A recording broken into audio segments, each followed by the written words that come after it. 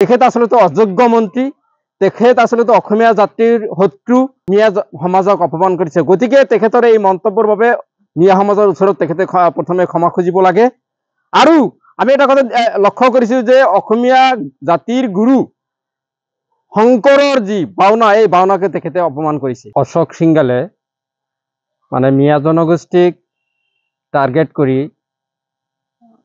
আন জনগোষ্ঠীক ভাল পায় আৰু মিয়া জনগোষ্ঠীৰ লগত কোনো খলিগলি কৰিব নালাগে। মিয়া জনগোষ্ঠীৰ কোনো ব্যক্তিক বা লোকক দোকান পোহৰ কৰিবলৈ দিব নালাগে। আৰু মিয়া জনগোষ্ঠীৰ শত্ৰু বুলি অশোক সিংগালে মুকলিভাৱে যি কথা বক্তব্য আগবঢ়াইছে, তাৰ বাবে আমি অসমীয়া পৰিষদে তীব্ৰ বিৰোধিতা কৰিছোঁ আৰু তেখেতৰ এই বক্তব্যক আমি গৰিহণা দিছোঁ, ধিক্কাৰ দিছোঁ।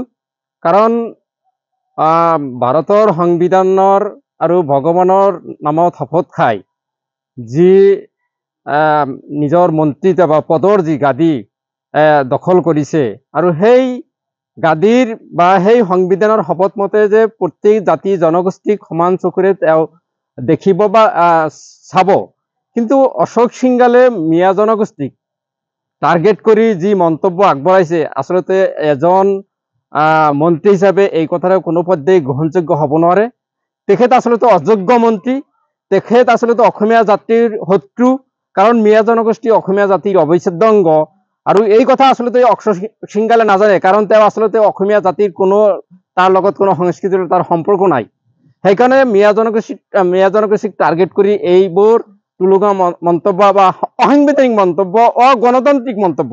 কাৰণ গণতন্ত্ৰক মানে এজন বিধায়ক বা মন্ত্ৰীয়ে সকলো জাতি জনগোষ্ঠীক সকলো লোকক সমান চকুৰে চাব লাগিব, এয়ে শপত বাক্য আছিল। কিন্তু তেখেতে এই শপত বাক্য বা এই গণতন্ত্ৰক বা এই সংবিধানক নস্যাৎ কৰি শপত বাক্য অপমান কৰিছে, সংবিধানক অপমান কৰিছে, ভাৰতীয় গণতন্ত্ৰৰ যি ব্যৱস্থা এই ব্যৱস্থাক অপমান কৰিছে, আৰু গোটেই মিয়া সমাজক অপমান কৰিছে। গতিকে তেখেতৰ এই মন্তব্যৰ বাবে মিয়া সমাজৰ ওচৰত তেখেতে প্ৰথমে ক্ষমা খুজিব লাগে।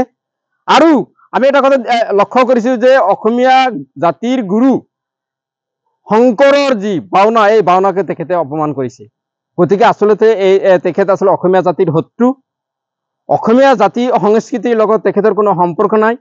তেখেতে যেন আচলতে বহিৰাগত মানুহ, তেখেতে আচলতে প্ৰকৃত অসমীয়াই নহয়, তাৰ কাৰণে অসমীয়া জাতিৰ এক অবিচ্ছেদ্য অংগ মিয়া জনগোষ্ঠীক টাৰ্গেট কৰিবলৈ পাইছে। গতিকে আমি তেখেতৰ এই মন্তব্য উঠাই ল'ব লাগে।